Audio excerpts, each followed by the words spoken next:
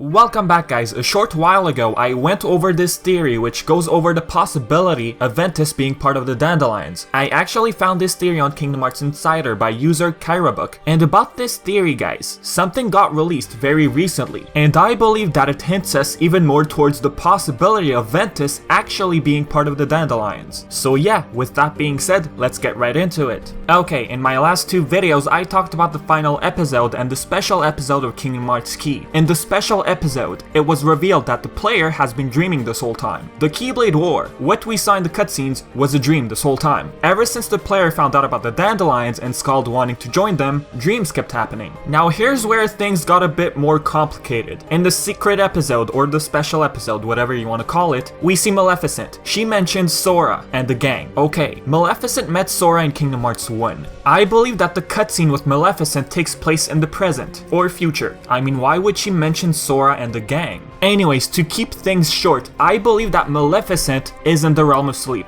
In the previous video, I talked about this. She either found the Book of Prophecies and entered the world conjured by it, or she entered the realm of sleep. I believe that Maleficent found a way to enter the realm of sleep. We notice the player on the other side of the thorns. What the player is seeing is the future conjured by the book. In that future, the enchanted dominion fell in the realm of sleep, and it involves Maleficent. I talked about this in my previous video. If you guys haven't seen that video, you should probably check it out. I will leave the link in the description. Okay, now where am I going with this? Well, since Maleficent is in the realm of sleep and the book is able to conjure it, then I believe that Daybreak Town might actually be in the realm of sleep. Think about this guys, if Daybreak Town is in the realm of sleep, that means that the Book of Prophecies is also in the realm of sleep. If that's the case, then the book is able to conjure worlds which entered the realm of sleep in the future. Yes, the book is able to show everything that happens in the future, but can it conjure worlds that entered the realm of sleep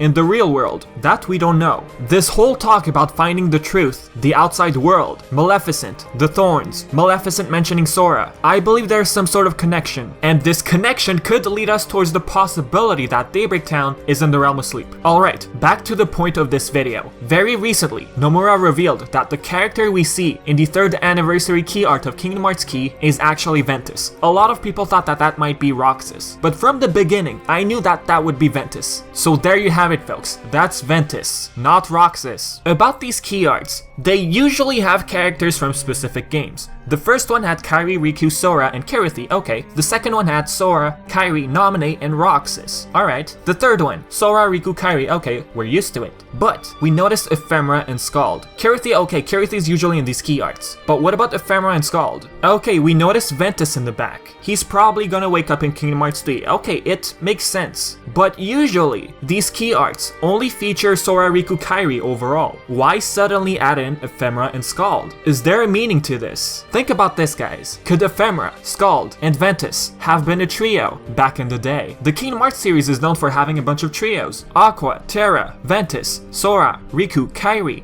Axel, Roxas, Xion. Ephemera, Skuld, and Ventus being a trio doesn't sound that far-fetched. Plus, Skuld and Ephemera are part of the Dandelions. If Ventus is with Skuld and Ephemera, if they were very close friends, we can assume that, then Ventus might have been part of the Dandelions. Okay, I know, we're talking about a key art. We just have characters. But what Nomura released very recently might hint even more towards this possibility of Ventus being part of the Dandelions. And here's why. Nomura released this artwork for the 1st anniversary of Kingdom Hearts Unchained Key Japan. Again, we notice Ephemera, Skuld, and Ventus. We notice two mysterious characters in the back. I'm assuming those are players. If the characters in the back are players, then I'm assuming that the player during the events of Kingdom Hearts Key is Ventus. Haven't you guys noticed how the player is very close to Ephemera and Skuld during the events of Kingdom Hearts Key? There you have it. While this is just a theory guys, if Ventus is the player, then how come the player doesn't look anything like Ventus? Well, we're talking about a game with customizable characters. I think Nomura wants to keep it a secret. He wants to surprise fans, even though the story of the game is already complicated. At first, we got Skuld, Ephemera, Ventus, and Sora, Riku, Kairi, right? At first, it was like, okay, Ventus is gonna wake up in Kingdom Hearts 3. whatever. But after getting this artwork, seeing Skuld, Ephemera and Ventus, the only ones in it, I think this theory of Ventus being part of the Dandelions and being the player, it doesn't sound too crazy. Alright, now let's just all assume that Ventus was part of the Dandelions, was the player, and was involved in the war. How can we explain his presence in Birth by Sleep? The Keyblade War happened a very long time ago. Here's what I think. Daybreak Town, like I said in the beginning, is stuck in the realm of sleep. How did that happen? We can speculate. Maybe due to Kingdom Hearts, maybe due to the light within people's hearts. The world didn't end up in the darkness. It entered the realm of sleep. Technically, a world enters the realm of sleep when it hasn't been fully saved from the darkness. Somehow, maybe it was due to Kingdom Hearts, maybe it was due to the light within people's heart, like I just said. The world was supposed to fall in the darkness, but it didn't. So now, in the real world, the war happened, but it ended up in the realm of sleep. Now eventually Ephemera started to realize that slowly. I mean, Master Eva mentioned that Ephemera was getting close to the truth. And Master Eva mentioning this outside world, it sounds very mysterious. Why not just say another world? It's like these players are stuck somewhere. During the events of Kingdom Hearts Key, Ephemera was able to enter the player's dreams. This might be like a side effect of the realm of sleep. People who are stuck in this realm are able to appear in other people's dreams. Okay, back to the point. Until the events of Birth by Sleep,